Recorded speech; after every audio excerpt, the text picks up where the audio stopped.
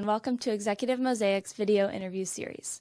I'm Summer Myatt, and here to speak with me today is Tina Dolph, Chief Operating Officer at CRDF Global. Previously, Tina served as President and CEO of Siemens Government Technologies, and she's a four-time Wash100 Award winner. Tina, thank you so much for joining us today. Oh, it's my pleasure. I thank you so much for the invitation, and I'm looking forward to speaking with you today, Summer. First of all, Tina, congratulations on your new role. I know you joined CRDF Global in May. Can you tell me about what CRDF does and what are your priorities now as Chief Operating Officer? Sure, of course. You're right. I joined CRDF back in May of, so just a few months ago. It is a nonprofit organization focused on global security. So we work directly with government institutions interested in pursuing global security. So think Department of Defense, Department of State, other NGOs. And our primary focus, we were actually founded back in 1995. And the premise of the founding of the organization was really at the end of the Cold War when the Russian nuclear scientists found themselves out of jobs. Our government was concerned about making sure they had good work to do and not work that would become harmful to the United States or to the globe as an entire population. So our government put grants in place to fund those scientists with good work to do, and CRDF was founded as the organization to do that. That's where we got our founding over the years. That's 25 years ago now. So we continue. The threats have changed, as well. I'm sure we'll talk about a little bit further in the conversation. But our primary mission is to continue to try to make the world a safer place. My role here as a Chief Operating Officer is I am really focused on all aspects of mission delivery. So it's me and my team that are focused in, meeting the needs of our clients and our funders, everything from solution development to implementing the programs all around the world to with our partner nations to improve global security. So I'm very excited. I'm still getting my legs underneath me here, but it's been a really exciting adventure so far. And can you give me an overview of the global security landscape right now? What are the trends you're seeing in this space, and how is that going to impact government contractors? Yeah, absolutely. That's a big loaded question, so I'll try to do my best. But when we think about global threats, there's really two things that are happening. First, we think about the complexity of the threats.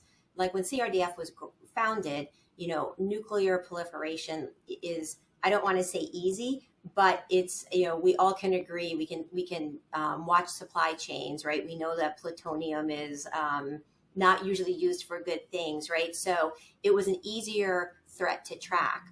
Now, when you think about cybersecurity, disinformation, some of those tools are very, very good, and some can be very, very problematic. So the complexity of how you challenge those threats becomes harder. And the world is different now from a standpoint of the world agreeing around global norms. Right, we all kind of agreed, there's treaties around nuclear weapons, right? And we all agreed what is bad versus good. Think about cybersecurity. It would be hard today in today's world to get the world to agree on what is good cyber and prohibited cyber. So how do you then fight those things, right? So I think we've got more complex threats and not as many global norms. So that's kind of the environment that we're working in. But interestingly enough, back about a month ago, we had a conference here where we brought together some of the leading minds in counter threat reduction from across the enterprise. So we had representation from the Office of ISN at Department of State. We had DITRA from DOD. We had some congressional representation. And they all talked about the same thing when they talked about global security threats. And it really had to do with four main areas.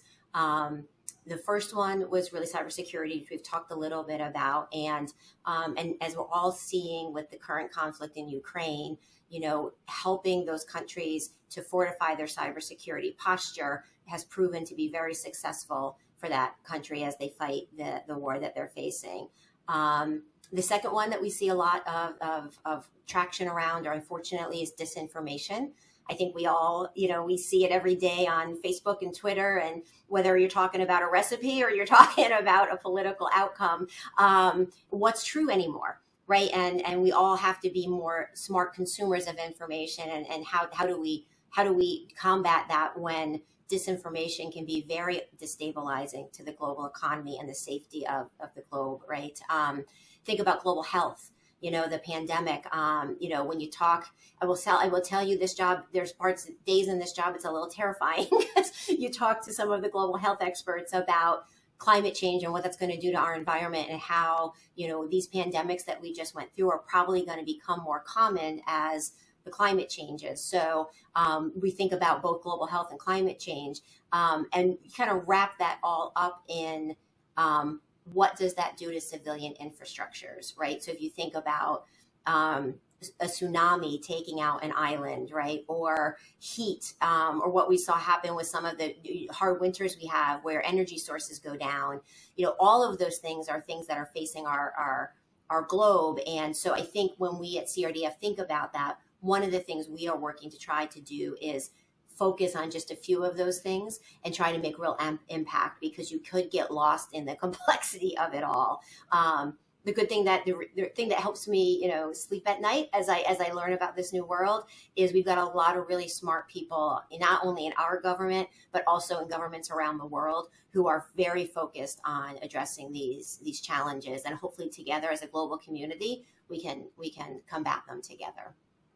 So Tina, given these important issues in global security, where are you looking to take CRDF Global under your leadership? Can you talk a little bit about your expansion strategy?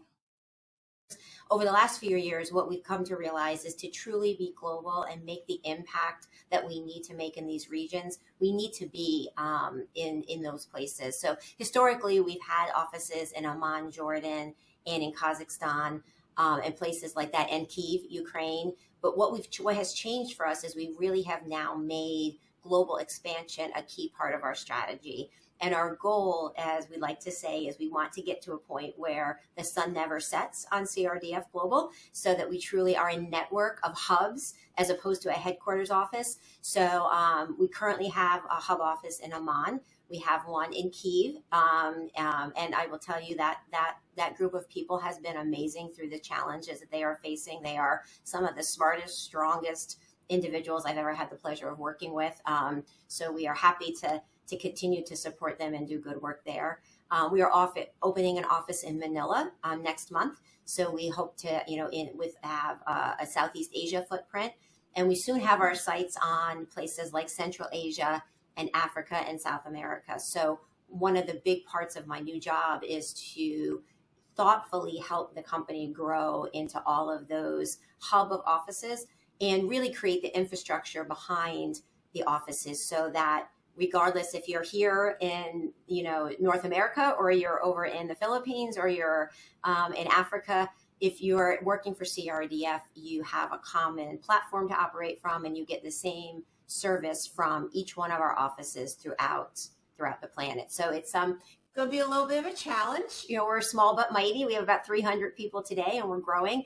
But we're really focused on that global footprint, and more importantly, the infrastructure and the flexibility that comes with that. And the next question would be, well, why, right? And we find that, if you're going to make global impact, you're best to do that with people from the region. So the other part of our expansion strategy is we are not looking to have expats go fill these offices around the world. They are led by local employees. I think one of the neatest things at CRDF right now is our Southeast Asia hub is coming online, and our Amman hub is led right now by an almost all female management team, which in the Middle East is very unique. Right. So we're not only looking to, we look at our mission not only to improve global security, but also to provide opportunities for our employees in the region to advance in the corporation. And hopefully, if I do my job well, someday the COO for CRDF Global will not be here in the United States, and we will be sitting in one of our hubs around the world, so that we can continue to make that impact. So it's pretty exciting. Pretty challenging, but the team, I think, is looking forward to tackling that challenge together. And Tina, what advice do you have for executives, and specifically women in government contracting? What does it take to get to where you are? Oh my goodness. So many things. But I would say, like, I think, well, and I think this is true regardless, male or female. But I think when I look back at my career, is I always kind of looked at myself as, and it's probably because my dad was an engineer, right? So he kind of taught me this. But I always thought about, I looked at myself as a toolbox, right? And what tools do you need in your box to be successful for wherever you're trying to go? If you had told my 23-year-old, 24-year-old self that I would someday be a CEO, COO, I would have probably laughed at you because that really wasn't even on my radar at that point in time. But I've had some really good mentors along the way. And what they taught me is, really look for that next experience. Like, don't worry. I had a really smart woman tell me early in my career, don't worry about the titles or the pay. Worry about the next experience that you need to get to where you want your journey to go. And if you do that, those other things just take care of themselves, So I think that's a really big piece of advice. The second piece of advice I'd give people, especially in the government contracting world, is it is a very big industry, but a very small community, right? So networking and finding people who are in the industry that you can lean on and talk to, I think about the pandemic. Like in the early days of the pandemic, I was leading an organization and none of us knew what we were doing, right?